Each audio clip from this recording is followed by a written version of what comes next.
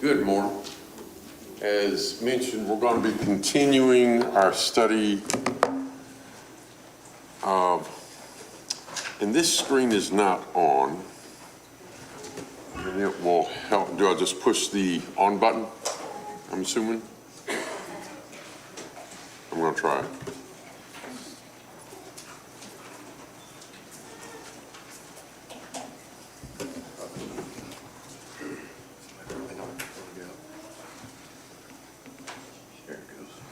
There we go. So we're going to continue our going over common mistakes to avoid, with the realization that we're going to make mistakes. And just like in other things in life, the goal is to not keep repeating those mistakes. So point number 11 is settling for situation control instead of training the child. And I want to illustrate this one with my daughter Brienne right here. So this was taken over in the Czech Republic where we used to live.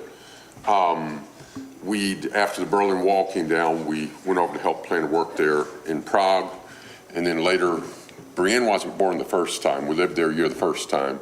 Then later went back to work with that church. And that was about when Brienne was this age right here. And that's April behind her, and then Adam and Brienne. But Brienne was my easiest child. She was a happy child. She was always smiling. She was just easy. Every once in a while, Bertina had to spank her. I think I almost never had to give her a spanking. I might have, given her a bit of that a few times. And I might have spanked, but she was really easy until one day. And on this day, we were blessed with 3 boys, 3 girls. We had kids every 4 years from 1984 to 2004. And so 2010, when I was here last, that's the last time I had. After that, we no longer had like a 5 or 6 year old in the home. But from then backwards, we'd always had, a 5 or 4 or baby in the home. But she was so easy until this one day. And out of those 6 kids, 3 of them did what she did. And that is one day decided not to obey. The other 3 got in trouble. And poor Luke, he got in trouble a lot. It's probably my fault, but she didn't until she did the thing that these other 3 did, and that's just one day decided not to obey. So what happened was we hopped in the car, and she was old enough to get in her little booster seat and close it like she's supposed to. That was her job. Hopped in the car, I'm backing up, and my daughter April back there says, "Dad, Brienne didn't get in her booster seat." I'm like, "Brienne, get in your booster seat." She doesn't do it. She doesn't smart mouth, but she just won't do it. Well, that's not the way Brienne behaves. So I pulled over by a little creek. And I got out with my good little girl who had just disobeyed. And we had a talk. And I explained to her that God gave me a job, and it was my job to teach her to obey. And we have laws about booster seats that I have to pay attention to. And I had told her to get in the booster seat that she had to pay attention to. But it wasn't the booster seat that was the issue to me, it was the obedience. You have to understand, I grew up before booster seats. So my first memory is looking over the dash of the 1959 Plymouth, as we're going down the road, because that's apparently where I rode sometimes, just standing there. I'm not saying don't put your kid in child restraints. It's not that I was thinking, she's not in a booster seat. I'm thinking she disobeyed. So we have the talk, and then I did what my mom did. She would tell us to go get a switch. I went over there, I got a switch from by the creek, and I came back, and I spanked her with it. And she cried. But it wasn't a broken-hearted cry. And I said, all right, now, Brienne, get in the booster seat. And little Brienne got up, and she got in the car, and she sat down beside the booster seat. We had to talk again, had to lecture again, spanked her harder, told her, now please, Brienne, get in the booster seat, like Daddy said. This time, she got up and she got in the car and she sat down beside the booster seat. I took her back out. We had another lecture. We had another hard spanking. And then she sat down beside the booster seat. I took her out again. We lectured again. If I remember correctly, it was the 5th time before she finally sat down in the booster seat. And then later, I asked her, I said, Brienne, why did you keep not getting in the booster seat? Did you think if you kept doing that, did you think Daddy was going to give up? And she went, uh-huh. And what my little girl needed to find out that day was that her daddy was not going to give up. Now, obviously, I could have done something that would have been simpler for me. I could have put a 3-year-old in a booster seat. You know, maybe even if there'd been arms flying, legs flailing, you know, but more importantly, an unsubmissive heart. I could have put a 3-year-old in a booster seat. That would have been controlling the situation. Oh no, the child is not in the booster seat. I must control that. But I had a bigger job to do, and that was to train my child. If I had just put her in the booster seat, that would have not have trained her to submit. Now, I'm not saying that, you know, and she's a wonderful girl today. A lot of people know her as Brienne. Some people know her as Stephen Rouse's wife. Some people know her as our daughter. There's a lot of people know her as the car seat kid because she'll meet somebody and they'll say, oh, you're the car seat kid. But she's mostly known by other things. And she's raising her own 3 kids today and doing a wonderful job. And I'm not saying she wouldn't be that if that day I would have stuck her in the booster seat. And there might be some situation where because of time pressure or something else, you know, it's not that you'd be wrong if sometime you just controlled the child. But don't make the mistake of thinking that controlling the child is training the child, because those are 2 different things. There's also, when a child is very little, they're not really ready for much training yet. And you're going to need to control, you know, a child at small age. But the point being, she was old enough to know what to do. She was capable of doing it. She was refusing to obey, and she needed to do that. And as I said, we had 3 kids that did this. April and Zach both did this one time. And like Zach, he went longer. It was at least 45 minutes. We took a break and then came back to it, and then he submitted. But man, I didn't have trouble out of Zach for years and years and years and years. And Brienne was no trouble after that.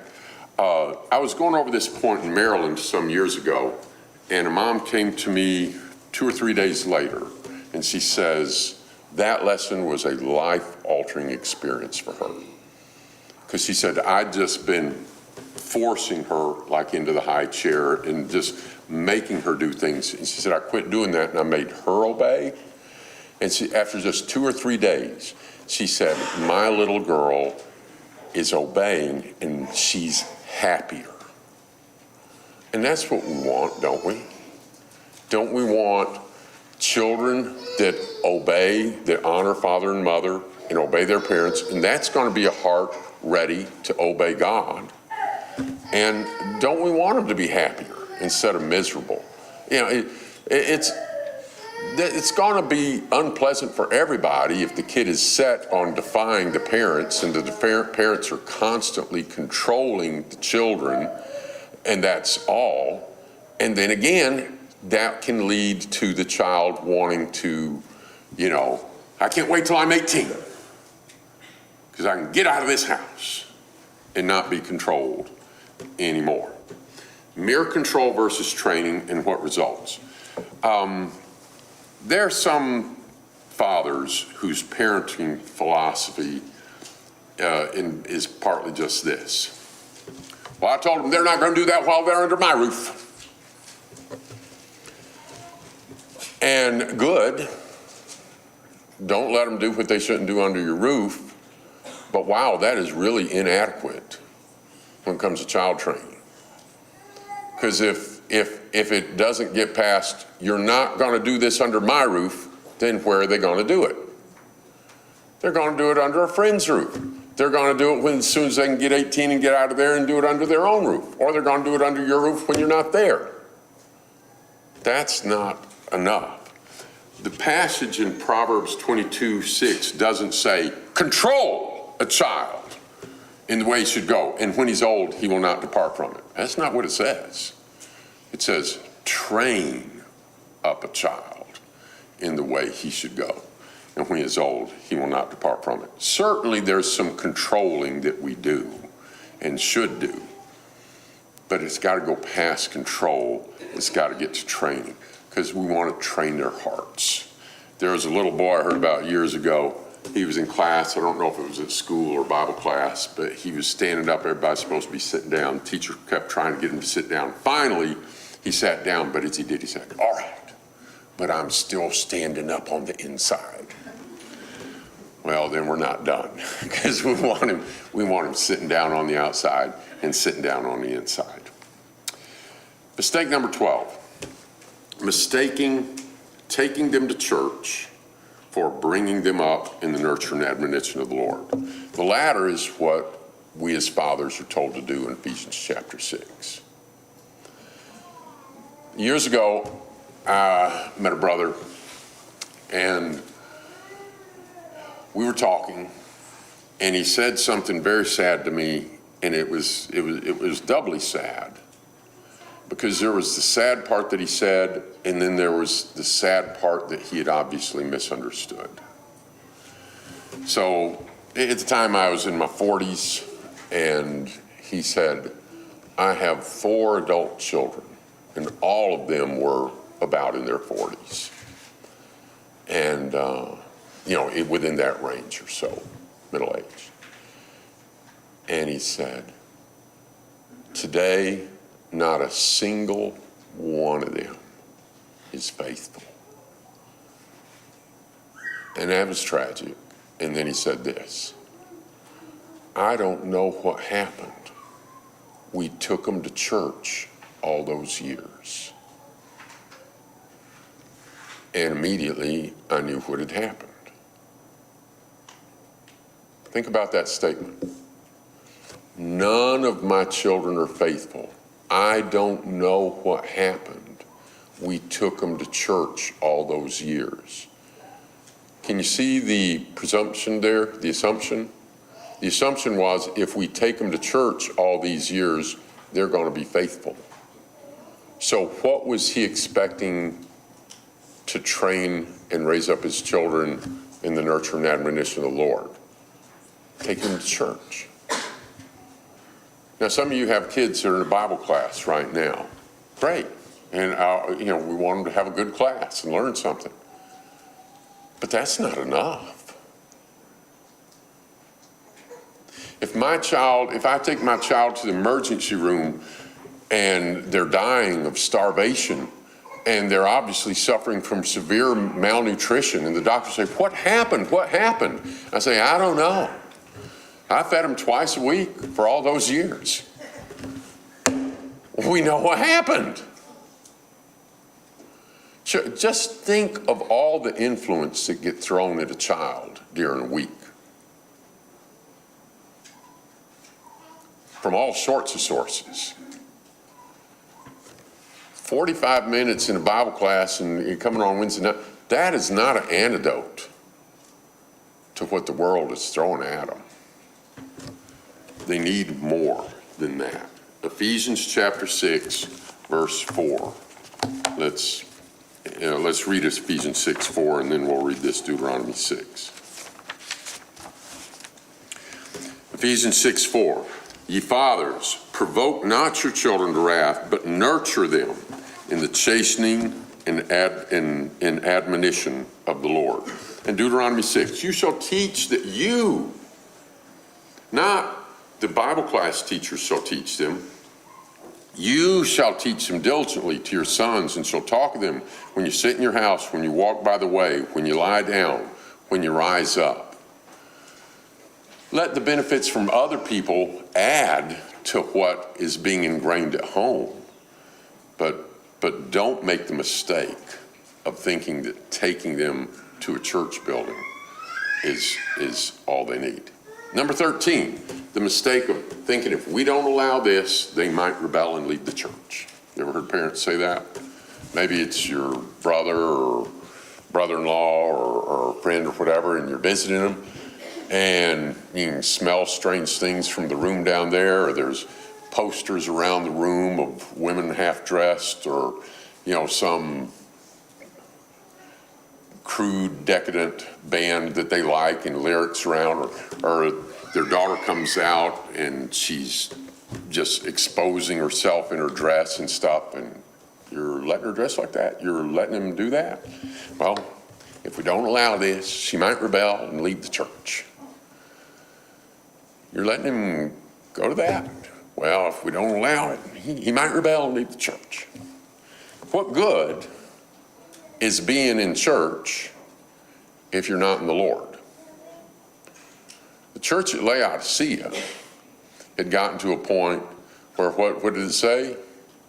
You're lukewarm. You're not hot or cold. I wish you were one or the other. I'm going to spew you out of my mouth. Don't teach your children. Be faithful to the church. Teach your children. Be faithful to the Lord. If you're at Laodicea and those children have all been taught for several years, be faithful to this church. Be faithful to this church. By the time it's lukewarm and worthy of being spit out, if they're being faithful to that, you've accomplished nothing. The church didn't die on the cross for our sins. We were not created through the church. And on the judgment day, our judge is not the church. The church is us. The church is people who sinned against God, who surrender and leave the devil's army and surrender to the Lord and come over to his kingdom for his grace and his guidance. The church serves Jesus. So, bring your children to church. Value the church. Have your children here. Please bring them to the Bible classes. Please be here Sunday. Please be here Wednesday. But this is not the Savior. We're the people that need saving. This is not the rule maker. This is the people that need to obey the Lord's rules. And so train your children to serve the Lord. And if they are serving the Lord, whose church are they in? They're in the Lord's church. And where are they going to want to worship? With the Lord's people. But don't get it upside down. But if we start allowing just all sorts of things from our kids, because, I don't want to upset them. Don't you know that friendship with the world is hostility towards God? James 4:4. And of course, the thing to do is to watch ahead of time before those worldly influences get to be a problem. And some of y'all will remember the Barney Fife episode where he was always wrong, but in this one, I think they made him look wrong, but I think he was right. You remember when Barney said, nip it in the bud. I think there's a lot of wisdom in that. When you start seeing a trajectory that you can see is going to be a problem, nip that in the bud. Help that child come back and get focused on things that matter. And help him see that he and she admire goodness, that they want to be good, that they want to serve other people, that they care about other people, that they respect God. Put that in their hearts. And That's going to include things about entertainment, attire, interests, and let's talk about clothing for just a minute. Have you noticed that a lot of clothing, even now for like kindergartners and first graders, is patterned after suggestive clothing, for teenagers and stuff? Our society sexualizes girls, and in social media, it's like it encourages this attitude that the more they expose to get more likes, and look at me, look at me. By the way, you remember Narcissus, the Greek myth about Narcissus? He's the guy that stopped and saw his reflection in the mirror. And he was just so beautiful, he couldn't stop looking at himself. And he just stayed there, I think, and starved to death and drowned or something. We're kind of becoming that, except instead of a pond, it's everybody's, checking out their selfies. Parents, do you remember before selfies and smartphones and social media? If one of us walked up to the other one out on the street and said, hey, look at this picture of my abs, and it'd be like, what are you doing? Hey, aren't I pretty? But that's social media now, part of it. And it's like, how many likes did I get? Well, I didn't get enough likes. Let me glamour up some more. Let me, expose some more. Oh, I got some, now I have meaning. No. Young ladies, I really like seeing this row of lovely young ladies up here and enjoying hearing them sing. You are lovely girls, and there's going to be some really, really fortunate, if you girls want to get married someday, there's going to be some lucky, lucky, lucky young men that have the opportunity to get to know you. And someday, if you choose to get married, then that special guy and you will be in love and have your own family, and that's who you're there for, and he'll be there for you. You don't need to have strangers on the street looking for you or looking at your pictures. But parents, as we dress our children, think about this. Genesis chapter 3, when Adam and Eve realized their nakedness, they put on, in some of the paintings it shows a couple of fig leaves. No, they sewed fig leaves together, and the Hebrew word is kind of like a girdle. It's something that went around you. It covered some of their privates, but that God then put some clothes on them. Exodus 28:42, when it describes the priest's garment, some things were for different purposes. It said the hat was for glory and beauty.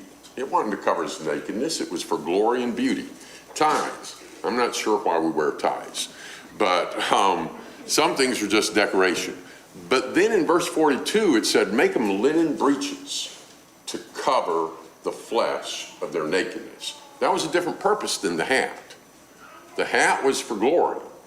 The breeches were to cover the flesh of nakedness. It said, let them go from the loins to the thighs. And that's obviously inclusive. Not from below the loins to above the thighs. It's from the loins to the thighs. So something kind of like modern basketball shorts would be, to cover the flesh of their nakedness. 1 Timothy 2 talks about modest apparel, and there it's not talking about exposing flesh, but just glamorizing through jewels and these fancy hairdos and stuff, and just expensive clothing. And John 21, did you know there's one text in the Bible that talks about how somebody got attired to go to the beach and go swimming? There's one text. Do you remember what it is? John 21. Peter had been out all night fishing in the boat. And because it's just men in the boat and they're working and it's night, they'd taken out, or at least he had, his outer garment, and he just had on this undergarment. And when they realized it was the Lord over there on the beach, do you remember what Peter did before he jumped in the water and swam over there? He was swimming over there to a more public area. He was swimming over there where the Lord was standing. And you know what he did? He put his clothes on and jumped in the water and went to the beach. If you look at, it's kind of interesting, if you look at, and I haven't checked it here, but check it, you'll see the same thing. Check the local county or state prison and check their dress code. And there's a bunch of things that it says are not allowed, and it's clear why it's not allowed. But all that same stuff is walking up and down at the mall and around at the schools in the neighborhoods. Here's a couple of illustrations. That's a security envelope. What does that do? It shows what ought to be shown, and it covers up what's private, right? Your name and address is there so the postman can know how to get it to you, but your bank account and your social security number are not out there for them to be looking at. Now, this is a very different type of mail. They're not trying to cover up anything there. They're wanting to draw your eye to that because this is what they're offering. Here's two kind of fences. They'll both increase the property of your values property. This and here, that's a nice fence, but it'll also keep your neighbor from looking at your wife. That's not the purpose of this fence. He's not saying, I don't want people staring at my mansion. No, he wants you staring at his mansion. You know, a dog could jump through, the little dog could jump through that fence. He wants you to see what he's showing off there. So these different things here, don't dress your kids like this. Here's the difference, and let me say one more point there before we finish up on this. Sometimes people say, well, she's just 5, she's just 6, she's just 7, she's just 8, she's just 9, she's just 10, she's just 11, she's just 12, and then all of a sudden 16, now we need to start wearing clothes. If she's gotten to 15 and she's used to going to, say, a public pool with nothing on but less than a lot of underwear and being around the opposite sex like that, and now you ask her to put on clothes, you fail to instill a sense of modesty and protection and privacy. And you're also asking for trouble. Because if you've gotten her comfortable being around the opposite sex with almost nothing on, that spells trouble when she starts dating. So even before they're that age, teach them a sense of decency. And fathers, remember, when you were a 14-year-old boy, those 14-year-old girls, they might have seemed like little bitty girls to their fathers, but when you were a 14-year-old boy, what were those 14-year-old girls? Those were interesting people. That was a girl. Lastly, there's a big difference between this and this. You know, don't dress your children like Oscar Mayer bacon. Number 14, assuming cultural norms. Sometimes we take our cues from the world. You know, well, this is the way my cousin did it. This is the way mom and dad did it. This is the way the girls I went to school with do it. This is what this influencer on YouTube says do. This is what the people in our, cooperative do. And so that just must be the way you do it. For example, giving a boy a smartphone when he's not mature enough to handle that. I think I mentioned earlier this week the young boy that told me, he said, my dad gave me this smartphone maybe for his 13th birthday. And in just a few months, he's addicted to porn. And he said, I wish he had never given it to me. Don't assume cultural norms. Cultural norms, people talk about terrible twos. Y'all heard that expression? I don't know if that didn't make sense to me. Because 2-year-olds are a lot of fun. Now, if you haven't trained them, if you spent all year one not training them and rewarding tantrums, you might get terrible too. But you be training that child, man, 2 is fantastic. That's a lot of fun. You know what else is cultural? Well, rebellious teen. Sometimes, well, he's a teenager. He's going to do like that. I'll mention later a young man who goes, well, I'm a teenager. Here's what's common. Rebellious teens. You know what else is common? Ungodly adults. That's also common. If you're willing to settle for an ungodly adult, then don't worry about them being a rebellious teen, because they're on track. If you don't want the cultural norm when they're an adult, don't aim for the cultural norm when they're a teen. Think about Josiah, 2 Chronicles 34. His daddy, Wicked King, has died. He's made king at 8. Of course, he's not making a lot of decisions then, but in his 8th year, at age 16, what does it say he did? He set his heart to serve God. Think about Timothy. Paul met Timothy and picked him up to go with him in the second missionary journey. Paul's not going to get to Corinth until 50 AD. We know that because of some correlation things with the person in office at Corinth. So Paul gets to Corinth in 50 AD, give or take maybe a few months.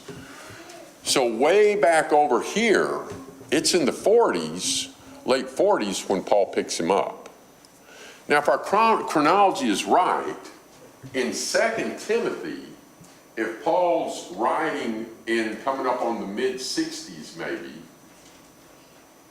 63, 64, whatever, what does Paul call Timothy in the 60s? He said, don't let anybody despise your youth.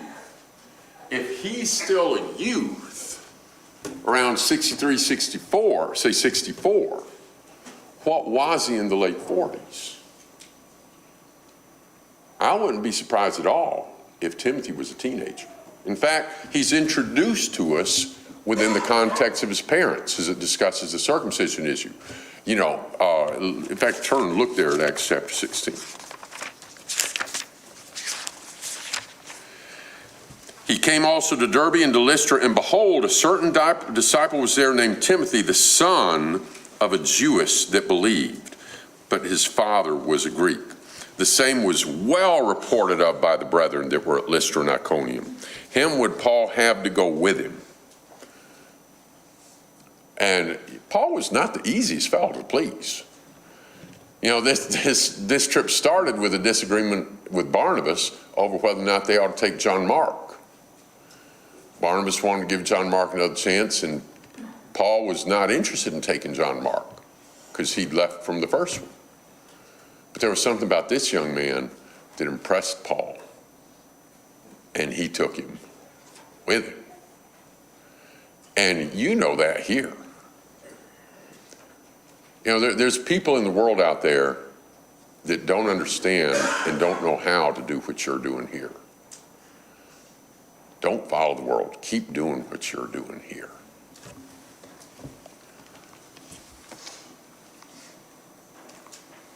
Number 15, the mistake of going into defense mode when our children are wrong.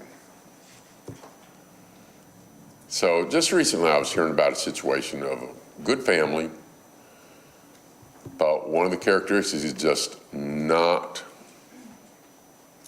putting up with or wanting, you know, any criticism of the kids. And there's a lot of families where it's like, everything's fine until it's time to circle the wagons and we're going to defend the family no matter what. No matter what we did, don't do that. In class teachers, you'll go to one parent and you'll say, well, we had a problem with little so-and-so today. And one parent is glad you told them, said, thanks for letting me know. And you'll have another parent say, well, I don't think, and immediately there's just a defensiveness. One of my good friends out of Gettysburg came to me one time and told me my little boy, he wouldn't stay in his seat, and he's crawling under the table and everything. And I didn't get upset with her or think, why are you, she knew I wanted my boy trained and doing right. And I couldn't see, I knew what he was doing when he was me, but I'm not in the classroom. I can't see what he's doing in there. She was my friend to let me know what he's doing in there. And she knew I wanted to know that. She's helping me. I said, thanks. So then I had a talk with him so that he wouldn't be doing that. But if you get into a mode of defending, denying, redirecting blame, some of you may know John Bosworth, a really good man, lives upstate New York. He helps Joe Works with the Bio Week for Young Men that we do up in upstate New York. I've known John for a lot of years. After he retired, he started in the neighborhood there driving the school bus. Well, he had one kid that was taking a permanent marker and writing on the school bus. So he contacts the parent. And she's like, no, that's not my child. Nope, my child. Yes, ma'am, you did. Nope, you must be mistaken. You know, my child would not do that. It's just absolute denial.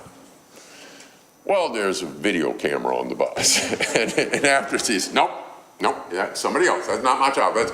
He goes, yes, it was. No, it wasn't. And he goes, would you like to see the video? Immediately switch to, what did you do that made him do it? there was no shock. Oh, he did. It was, and I think sometimes parents are being defensive because they know sometimes that things aren't right, and they just don't want any light on that. And sometimes it's just pride. No, my child's perfect. No, he's not. Neither are you, and neither am I. Yeah, we're going to talk about pride in a minute. I'll save that for that. But 1 Timothy 5:21, do things without partiality. If your child did this and they're responsible, that needs to be known. He needs to make that right. You know, if he's the one that broke the window, you know, let him pay for it, etc. But if it's my child that did it, it's not somehow bad when it was your child and good when it was my child. That's not how it works. Do things without partiality. Woe to those that call evil good and good evil. And listen, if you start a pattern of bailing out, don't be surprised if they come to expect it. Perhaps even in a very literal sense. Mom, I'm in jail. Can you bail me out? Good thing to do might be to say, nope, you're going to sit there and think about what you did. Number 16, failing to train humility. This will be our last point this morning. And this is serious. When I started doing this series, this point wasn't in there. And then I had to deal with a couple of young men that made me put this here. Some sins are kind of like plants in organisms and stuff. There's some plants that thrive in certain environments and not in others. You know where corn grows good? Corn grows real well in a sunny field. You know that grungy stuff in the bottom of the crisper that you hadn't cleaned out for a while? That kind of stuff grows real well in the dark, moist environments of the refrigerator. There are some sins that don't survive well in a religious community. Like if I was a meth dealer, and I said, by the way, I'm cooking up some crystal meth. Let me know if you want. That's not going to go over real well. That's not going to be tolerated. But there's a sin that thrives real well in a religious community, in a religious family. It's pride. Look at the New Testament. Look at the leaders of the Jews that were prominent throughout the area, not just at the temple. It was the Pharisees, the scribes and the Pharisees. And you look at Jesus' criticism, and over, what do you see a lot at the core of the Pharisees? It was pride. 6, yea, 7 abominations to God in Proverbs chapter 6. What's the very first thing on the list? That haughty look, pride. So we had a couple of families at a place where I was, and they had boys that were talented. They were smart, they were talented, they were very involved in church. These were very conservative families, very, very many ways. Regular in their church attendance, concerned about various things, making, conservative choices in their lives and everything. But they didn't instill pride. They didn't instill humility in their kids. I need to say this quick, so I'm going to speed up a little bit. Later, wasn't there anymore. Father came to me about one of the boys, and now he's like early 20s. And now he's not serving the Lord anymore, by the way.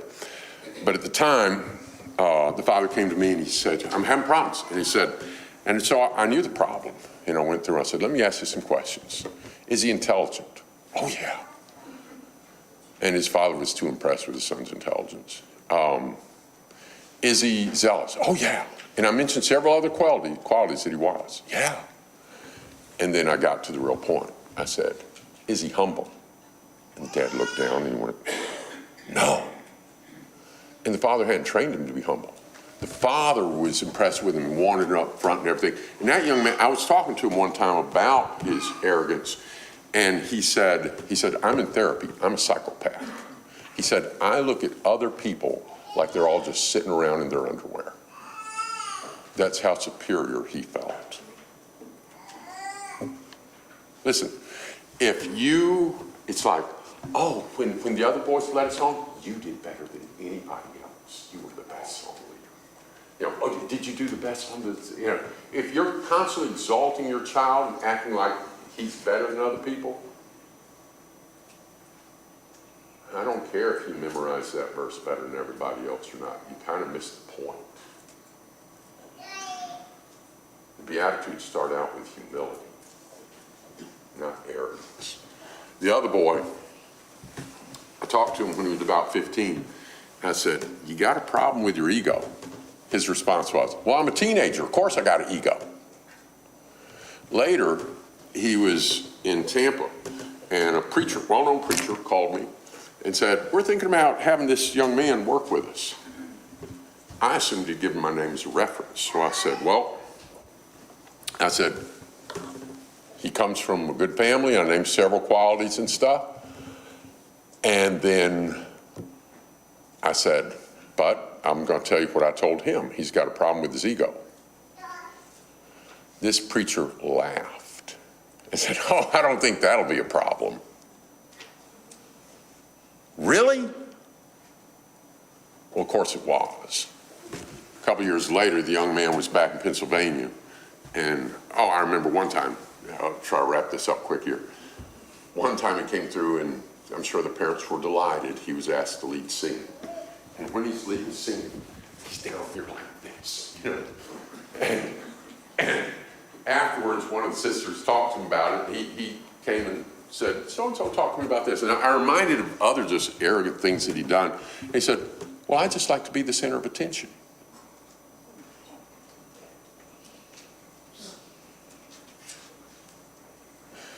When you're leading brethren in a song honoring God,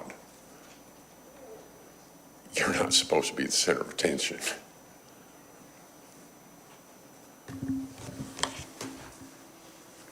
He came to me, he was mad. He said, you told two preachers that I had an ego problem. I said, no, I didn't. I told one. Well, a guy out west said it too. And I think I pointed out, kind of, if you stink and other people notice it, it doesn't mean somebody else told him you stink. Of course, he'd gotten into a problem with the fellow who thought, oh, this won't be a problem. And he'd finally got frustrated enough. Well, Scott Smelser said, or something like that. Don't do that. If your son does a good job song leading, be glad that he did it. If he did a good job with memory verse, but be glad that we did. But train your children to be humble. It was either C.S. Lewis or John Stott said, humility is not a pretty girl trying to tell everybody else, oh, I'm ugly. That's not humility. But they said humility is appreciating a job well done, whether you did it or somebody else did it. And there's going to be things that your child is better at, and there's going to be things that your child's average at. And there's going to be things your child is not as good at. Help them have a realistic vision of themselves. I tell young men when they start preaching, I said, when that little old lady says, oh, well, that was such a good sermon. You know, if your thought bubble is, yeah, I'm the greatest preacher. I said, if she could see that thought bubble, you know, she'd say, no, that is not what I meant. Don't train your children to do good. Let them enjoy doing good, serving people, and serving God, but don't let them use it as a vehicle to arrogance. Thank you very much.